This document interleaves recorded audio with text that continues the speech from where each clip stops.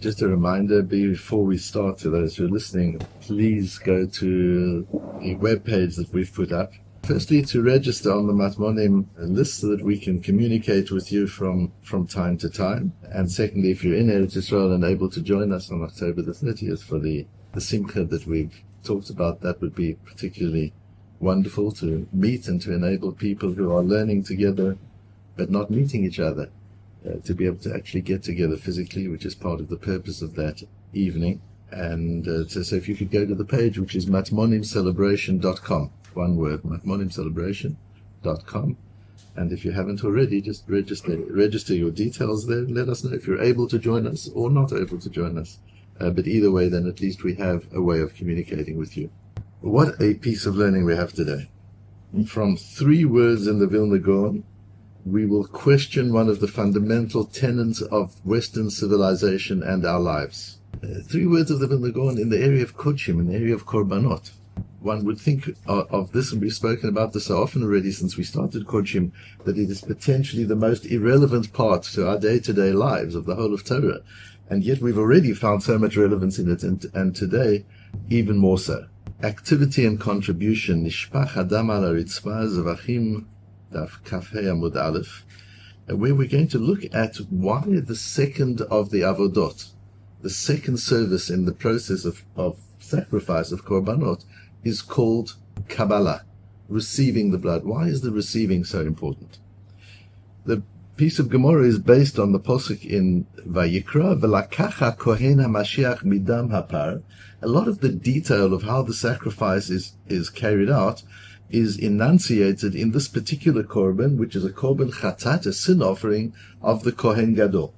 And if he sins, he needs to bring a bull, and the Kohen who is ministering to that korban takes from the par, lakacham Kohen HaMashiach midam apar, the Kohen Gadol takes from the blood of the bull, v'hivioto el oil moed, and brings it into the oil moed area. Then it goes on, he dips his finger in it, he sprinkles it on the Mizbeach, and later on in Posuk Zayin we have another important phrase which we'll talk about in a moment.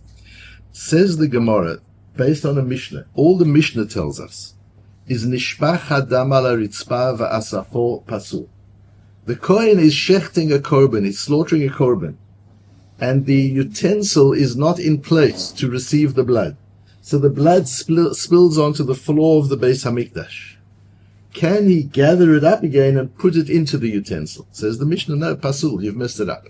Once the blood is spilt onto the floor of the Beis Hamikdash, you've messed it up.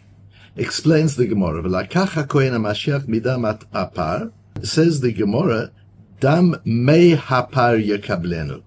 You've got to reorganize the letters of that phrase, midam hapar. And you've got to learn it, not that he will take from the blood of the bull, because, as the Gemara will explain, in Posuk Zayin, it says, Kol dam hapar, you've got to take all of the blood. So when in the first Posuk, in Posuk Hey, when it says, Midam hapar, from the blood of the bull, it doesn't mean take some of the blood from its blood. That's not what it means. And so how do you read it? You reorganize the letters of the phrase, which is called Gor'in u'mosifim v'dorjin. That's a particular way of understanding the words of the Torah. So you take the mem from midam, because it doesn't work in the midam, and you place it in front of the next word. And now it reads, V'lakacha kohen ha-mashiach, and the kohen who is serving will take dam mei hapar, blood from the bull. Implying, says the Gemara, he's going to take it directly from the bull, and if it stops on the floor on the way, that's not good. It has to go directly from the bull into the receptacle in which it's going to be received. That's how the Gemara learns it. Says Rashi, nishpach al haritzpa mitzavar behema shelo nitkabel bekli. If the blood has spilt onto the ground without being received in a utensil, then it's pasul. Because it says, Me hapar yekable enoshim, nishpach min hatzavar al haritzpa va'asafo pasul. If he gathers it up from the floor, it's pasul. That's not good enough. Sharei lo nitkabel me hapar, because it hasn't been received from the bull. And I want you to notice what Rashi has done here. Rashi has made the sentence into a passive form. Nitkabel. And what he has said is, nishpach haritzva mitzavar be'ema shelo nitkabel b'kli. The blood was not received in the kli. And again in the next Rashi, v'asafu pasu sharei lo nitkabel me'apar. It has not been received from the bull. Which means the subject of the sentence is what? The blood was not received. What's the subject of the sentence? What? The blood. The blood is the subject of the sentence. Very important to see that in Rashi. And that explains how Shimshon Raphael Hirsch learns the whole piece. And I've quoted it all in the Hebrew translation so that those who want to work through it can work through it, because he goes through a magnificent explanation of the magical transformation that takes place in the blood. Previously, this was the blood of an ox, and now it becomes the blood of Kodesh. Previously, it was blood that sustained physiological life, and now it becomes blood that sustains Kedusha and the Beit HaMikdash. So that there's a transformation in what this blood is and what this blood means. It moves from being a chemical substance whose purpose is to sustain the life force of the cow, of the bull, and now it becomes something which is elevated to something much higher, to the service of Hashem. And of course, we could go into very interesting discussions about the metaphor and that's our lives, and we have to give our life force to the service of Hashem. It shouldn't just be in the service of our own lives, but for something higher and for a higher purpose. Rabbi Shimshon Raphael Hirsch says. But the Vilna Gaon has a problem with Rashi. He doesn't say that. There are just 3 words in the Vilna Gaon. Look at the 3 words in the Vilna Gaon and you'll see the revolution. In the Aderet Eliyahu, midam hapar, on those words, midam hapar, says the Vilna Gaon, dam mei hapar, the way the Gemara does. So it's very interesting. Just pause there for a moment. Reb Shimshon Raphael Hirsch does something a little naughty. Reb Shimshon Raphael Hirsch says this thing, if you move the mem from the first word to the second word, that's just to make it clear, to give you some understanding of how it works. But that's not really the real learning is in the literal words of the pasuk. The pasuk says, "V'lakacha kohen hamashiach midam hapar." He takes it from being bull blood to being kodesh blood. That's how he learns. And he says, you don't need this movement of the letter from the first word to the second word. If you just read the words as they are, it's sufficient. But that's not what the Gemara says. That's all very well that Hirsch says that, but the Gemara seems to say it is critical. You do have to move that mem from the first word to the second word. And you see the Vilna Gaon is specific on that, because the Vilna Gaon says, midam hapar, dam mei hapar. He actually rewords it the way the Gemara wants it worded. That's the way to read it in the Torah. Why the Torah didn't write it that way, that's a different discussion, which we can talk about in another time. But the way the Gemara wants you to read the pasuk is dam mei hapar. Now look at what the Vilna Gaon says. Dam mei hapar yekabel. Who's the subject of the sentence? The Kohen. This is not about blood. This is about a relationship between a Kohen and a bull. Because if somebody receives, there has to be a giver. You don't receive from nowhere. You can pick something up. You can acquire something. But if you receive something, the question is always, who did you receive it from? Who did you get it from? You don't receive without there being a giver. So says the Vilna Gaon, what's important here is that dam mei hapar yekabel. He's got to receive the blood from the bull. It's an act of gifting. The bull is gifting its blood, and the Kohen, on behalf of Kodesh, on behalf of sanctity, is receiving the blood from the bull. The subject of the sentence is not the blood, as Rashi learns, and as Shimshon Raphael Hirsch develops the idea. Says the Vilna Gaon, the subject of the sentence is the Kohen. The Kohen receives the blood. How can the Vilna Gaon disagree with Rashi? Because of the Sifra.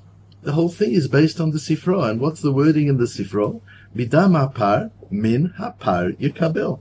Almost word for word as the Vilna Gaon says. He's got to receive the blood min hapar, from the ox. The ox is the giver. And now we get to the critical understanding of this, of what this is. This is the first of the avodas after shechita. Once the blood, the slaughtering has taken place. So now what is the slaughtering? The slaughtering is the giving. The Kabbala is the receiving. The slaughtering, Hirsch himself has a nice piece on that, but applying it to the Vilna Gaon's way of learning it, the slaughtering is the act of giving. The slaughtering is not killing an ox. The slaughtering is the way the ox gives of its blood to the Kohen, and the Kohen receives it. What happens if it falls onto the floor? That's not receiving the blood, which means the blood wasn't given. That means the blood was dissipated. And now you're scraping it up from the floor and putting it into a kli. That's not what it's about. It's not about the blood being in a kli. According to the way Hirsch wants to learn it, it's a little difficult. So what if the blood fell on the floor first? Fell on the floor, now you put it in the kli. So why can't the transformation continue? Oops, there was a mistake. It fell on the floor. It wasn't our intention. But now we fixed it. The blood is back in the kli and everything's good again. But we see from the Gemara that's not so. It says the Vilna Gaon, because spilt blood is dissipated blood, not gifted blood. And once the blood has been dissipated, that whole act of service has been disrupted. Instead of it being shchita to Kabbala, the slaughtering being the giving and the receiving being the receptacle, so you've got the ox giving of its blood to Kedusha, instead the ox has lost its blood onto the floor. Now we're trying to mop it up and put it back into the kli, but it's already been spoiled. The ox has lost the opportunity to give of its blood to Kodesh. Its blood has just been dissipated. And that's what's going on in the act of Kabbalah. The act of Kabbalah is the act of receiving that which the animal is giving. This is an animal giving and a Kohen receiving. And that's the essence of our lives. Our bodies are animals. We take the animal form and we give our life force to something more meaningful. And it is received. Our life force is received by that which is more meaningful. Now, if you take this, and I hope that people won't misunderstand me. Well, let me first say what I'm not saying. I am not saying that it's not a good thing to exercise. Okay, having established that, let's now talk about what I'm saying. What is happening when you're working out at the gym? Are you dissipating your energy, or are you contributing? Are you giving your energy to someone or something who is receiving it? The answer is you're dissipating it. I'm not saying it's a bad thing. I'm just saying there was a time when the way you exercised was by service. You exercised by chopping wood for somebody or for your family. You exercised by harvesting the grain. You exercised by milking the cows, by picking the fruit. That's how you exercised. Now we sit in front of our desks. We're knowledge workers. So we make contributions without physical energy. Our brains use a lot of energy. Our brains use 20% of our total physical energy. So it's not as if we're not using energy as knowledge workers, but our bodies aren't working. So what do? We go to the gym and we dissipate our energy. Imagine if instead of that we decided we need some exercise. Okay, let's go and pack groceries at the supermarket for old people who can't do it themselves and take it to their cars for them. Backwards and forwards, carrying pekelach. Imagine I did that for an hour. What would that look like? Imagine instead of working on the gym, of running on a treadmill, we went and we went around to people to check how they are. And we ran from house to house as to be as quick as we can to help people, to have a list of old people maybe who need our help. And we run up the stairs and we run down the stairs again to help them. Imagine we got our energy that way. What would that look like? Is that a power giving of his life force to a mekabel, or is it dissipating it on the floor? Rabbi Bernstein told me a wonderful story about Rabbi Avigdor Nebensal, his Rebbe.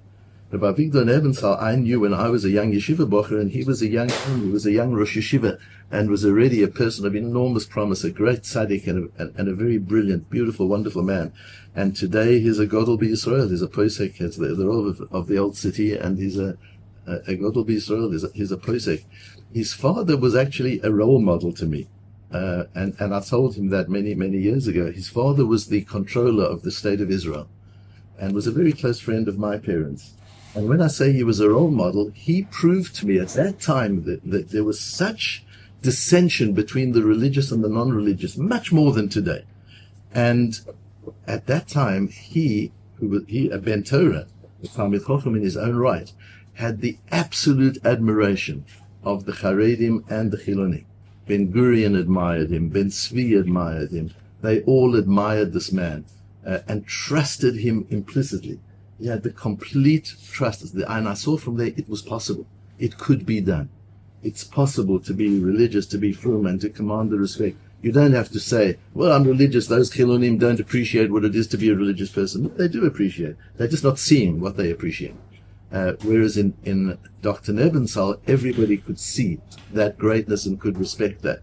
Anyway, the story with Rabbi Victor Nebenzal that Rabbi Bernstein told me was that he was ill as a younger man, and the doctor said he has to go on a treadmill for an hour a day. And that will make a difference to the length of his life. If he doesn't do that, his life will be shortened. So he bought a treadmill, put it up in his study, and he went on the treadmill. His mother walked in one day and says, "Where are you running to?" He says, "Nowhere." She said, "I didn't raise you in Torah to spend an hour a day running to nowhere. Get off that thing and never get on it again." He goes back to the doctor, and the doctor says, "How's the exercise going?" He says, "My mother said I've got to stop, so I stopped."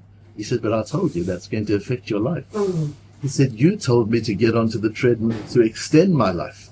The Torah says by listening to a parent, l'ma'an ta'arichun yomim.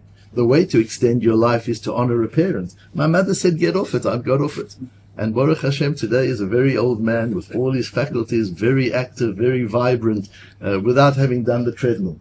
His mother couldn't tolerate the idea of dissipating energy. Spending an hour, yes, okay, you want to do exercise, find another way to do it. Because we confuse activity with contribution. We reward activity. Somebody comes and says, "I ran a marathon today." You say, "Wow, really?" You should say, "Why?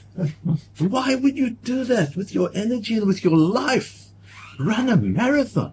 You could have learned a parak of Shas in that time. Why would you run a marathon? You could have done chesed. Just look what you could have done for people. You could have remodeled somebody's house for them. You're running a marathon. Tzamaratzes. That's not what Jews do. Where do you see in the history of Yiddishkeit, where do you see the Chofetz Chaim running somewhere around the block, running on a treadmill in the gym? Did we ever have such a picture of anybody? It was never the thing. We found other ways to exert our energy, ways that are contributive. We know this in business. There's a major shift in business from rewarding activity to rewarding contribution. The big corporates, people were rewarded for activity. As a manager, this is what you need to do. As long as you keep doing it, you get rewarded. And now we start saying, but what difference did you make? That's the question we have to be asking ourselves all the time. What difference did I make? Was the dam nishpach al haritzpa? Was the life force spilt on the floor and the korban is gone? Or was the life force mitkabel, or was he mekabel? Was there a recipient? When we do a mitzvah, when we shake our lulav and esrog, we're putting effort and energy into it, and Hashem is receiving it from us. When we learn a piece of Gemara, we're putting energy into it, and Hashem receives it, and He packages it beautifully, and He polishes it, and He keeps it there for us. We do a chesed, we're doing it for another person. That person receives it from us, and Hashem receives it from us. We're running in the gym. Nobody's receiving anything. There is no receiving. It's just activity. Yes, there's a reason to do it. You strengthen yourself so that you can do other things. But imagine if we would strengthen ourselves from giving and making a contribution, not by just being involved in self-indulgent activity to build our own muscles rather than to make a difference in the world. And so what we learn from this, from the Vilna Gaon, from this piece of Gemara, as the Gra learns it, what we learn is midam avadam mehapar yekabel. The Kohen's job is to make sure that he receives that dam, because otherwise the dam is dissipated. And our job is to make sure that we receive the efforts of the people around us, that we really receive it, that we appreciate it, that we give them a sense that they've given something, they haven't just dissipated. That our employees have given us something, they haven't just dissipated their energies. That we're constantly giving the people around us that sense. The person who serves us in the store, the person that delivers our packages, in all those cases, to give them a sense of, you haven't just dissipated energy, you have given me something. I have received something from you. Thank you. That's the way we validate other people. And to check in with ourselves all the time too. Has this been dam al haritzpa? Have I spent this time just casting my blood onto the floor? Or have I been noisa, and have I been a giver? And the Ribono Shalom has been mekabel, because I've made a difference. I've made a difference to somebody's life. I've made a difference to people's lives. I've made a difference to the world. I've made a difference to Hashem Himself.